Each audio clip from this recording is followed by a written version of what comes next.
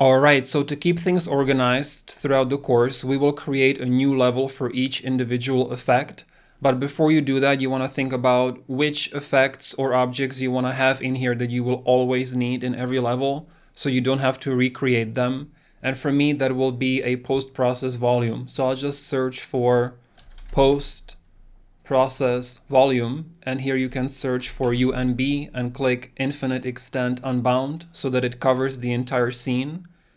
Then you can search for bloom, and this is a bit different in version 5.7. I found all you have to do is enable intensity and threshold under the Gaussian tab. We don't have to change any settings yet. And then you can also search for contrast and just enable contrast, but don't increase it or anything. I just want to have the post-process volume here so I don't have to recreate it every time. And to organize things, we can select our 3 rectangular lights and the studio background and move it under our lighting folder. The next thing I want to do that I will always want to have is the fan spinning.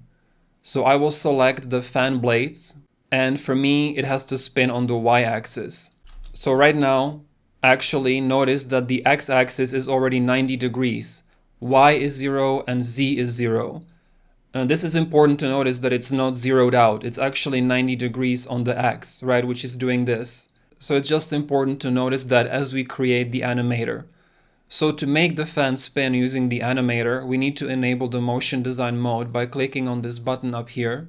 This will again enable the motion design viewport, which we can get out of by clicking on camera, default viewport. And the operator stack automatically popped up for me. If you're not seeing the operator stack, you can just click over here, operator stack, to get it. Go to the details panel, right click on the rotation field, and then go to time, rotation, and select relative rotation. So what I'm doing right now is these are my animators that I can choose from, but I want to rotate the fan over time. So I'm going under time. And it's asking me, what do you want to do? Move it over time with location, scale it up and down. I want to rotate it, and I want the relative rotation, which allows me to rotate it on all axes. So I'll select that, and now it's gonna switch me to the operator stack. Now in version 5.7, I found the easiest way to do this is first set the mode to absolute, which will actually zero out the rotation of the fan to 0, 0, 0. But as you recall, the fan needs to be rotated 90 degrees on the x-axis to be properly fitting in the card. So what I need to do is set the amplitude minimum on the x-axis to 90 and the maximum to 90 as well. And this will move it back to where it's supposed to be. And now I can go to the y-axis, which is the middle column, right? You have x, y, and z, and you have the minimum and maximum for each one. And it's going to move over time between these two values. So on the y-axis, I want it to rotate between 0 degrees and 360. Now how fast it's gonna spin is controlled with the cycle duration. So if I set this to 5 seconds, it's gonna take it 5 seconds to rotate 360 degrees. For me, I found the ideal speed was about 1.5 seconds. And to double check that everything's gonna work, you can select the GPU parent as a whole, hit E to rotate and rotate this and make sure that everything's working and the fan is still spinning properly. So now I'll just rotate the card, and we need to do this for the other fan as well. So to keep this grounded in reality, one of the fans is pushing air in and the other one is getting rid of the hot air, pushing out. So the other one should be spinning the other way. So I'll just rotate the card and select these fan blades. Again, make sure that it's 0 on Y, 0 on Z, and it's 90 on X. So I'll right click again under rotation, go to time, rotation, relative rotation, set the mode to absolute, set amplitude minimum to 90, maximum to 90. Y-axis amplitude maximum, I'll do minus 360 this time. And set the cycle duration to 1.5. So the way this fan is spinning right now, it's pushing air out. So with the post-process volume created and the fan spinning, you can hit G to hide all the gizmos in the viewport. Go to your content browser, right click, asset actions, capture thumbnail. And this is our level 01 studio. This is our base where we have everything ready to go to create cloners, effectors, everything we want, but we can always come back to this clean, prepared scene. So I'll go to File, Save All, and then I'll go to File, Save Current Level As, Motion Crash Course Levels, and call this one Level 02 _ Volume Waves. Save. Now notice that every time you save the level, it does unfortunately reset the viewport. So we need to, again, just change this to default viewport. It also creates a new sequencer. So each Motion Design enabled level comes with its own sequencer already attached. So you don't have to create one manually. And now we can work on our first shot. So I'll go to Selection Mode, Motion Design, Cloners, and grab the Grid Cloner. Just click into the viewport. You can go to Details and reset the location and rotation. Just grab the default clone, which is the cube, and reset the rotation as well, so it's not angled. You may have to go under Utilities and say Force Update Cloner in order for everything to reset, I found. Sometimes it's kind of glitchy. And I'll set the scale to 0.1. Count X 40. Count Y, let's try 20. And count Z, let's try 20 as well. And for the spacing, I did 12 by 12 by 12, which should give you a block of cubes, something like this. And you can move it up to about the center of where the card is. So something like this will be our shot. Down here, you have the Motion Design toolbar, which gives you shortcuts to the most common tools that you would usually create in the Motion Design Mode menu on the left. You can just click on the eye icon, Control-T to hide it, or Control-T to bring it back. I also don't need this menu anymore, so I'll just go back to the selection to have more viewport space. And at this point, we can just create a camera. So I'll click on Perspective, because I want to create a camera out of my current viewport view. And I'll go under Create Camera, Cine Camera Actor, and I'll drag that camera into my sequencer. We can give ourselves more frames to work with, so set this to, let's say, 500 frames.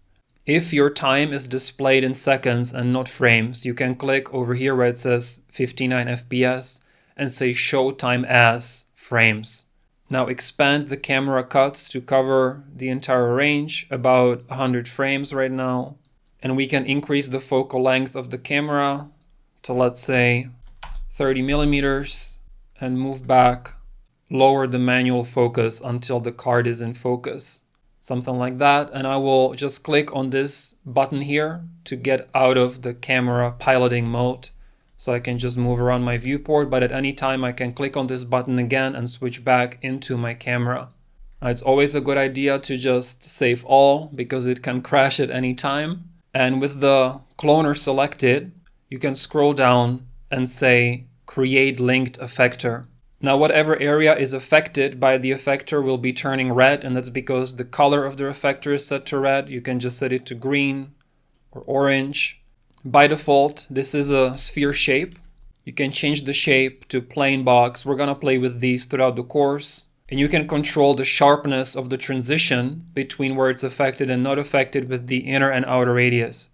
So as I increase the inner radius and move it closer to the outer radius, the transition is getting completely sharp, which means that now if I hit R and scale the effector down, it's either pure orange or pure white. There's no gradient in between. And if I lower the inner radius, I'm basically softening the gradient and I get a smooth transition like this. This is easier to see if I set the scale to 0. So now everything that's fully affected by the effector will disappear. And you can make all of the cloners just disappear like this and then bring them back just by scaling the effector up and down. But for us, I want to affect everything in the scene with this effector. So for the shape, I will just say unbound. And for the mode, I want to say procedural. And for the pattern, we have curl noise, directional wave, and circular wave. I want to select circular wave. It's still not going to do anything because I haven't changed any values. So I'll set the scale strength again to 0. Then I can increase the frequency. And to make it move, I need to increase the pan. So I found you get best results if you just pan it on one axis at a time for the circular wave. So I'll click on this XYZ and set it to free, so I can affect just one axis at a time, and set it to 50 on the X. And now I'm gonna get these nice waves going through the block. So if you look at it from the top, you can see what it's doing. And I'll just move the effector to about the center of the cloner. Increase the frequency to 4, which is just gonna give me higher rate of waves. And I wanna set the color to just pure white. Now what I did in the original shot, I had a nice green light in the middle, so we can just go to Create Lights, Point Light. And for the light color, I wanna give it that NVIDIA green. Increase the intensity pretty high. And I wanna move this light right in the middle of the cloner, just like this. And then you can play with the attenuation radius to see how far the light goes. So I really just wanted to illuminate kind of the core or the middle of this. And I don't want the light to be getting occluded. I want there to be essentially an opening behind the card, which is gonna make it look nicer. So I'm gonna create one more effector. So select the cloner again, go under Effector tab and create linked effector. Now you wanna hit F2 and just rename it Effector 2. And for this one, I just want to set the scale to 0. And to see what's happening for the first effector, you can just disable it for a second. Grab the second one. I want to move it to the front. Increase the inner radius a little bit. And then hit R and scale this down. So maybe something like this. I just always want there to be an opening behind the card so that it gets nicely illuminated like this by the light. Now we can enable the first effector again, and this is what it looks like together. So the point light is probably too strong, so just lower the intensity.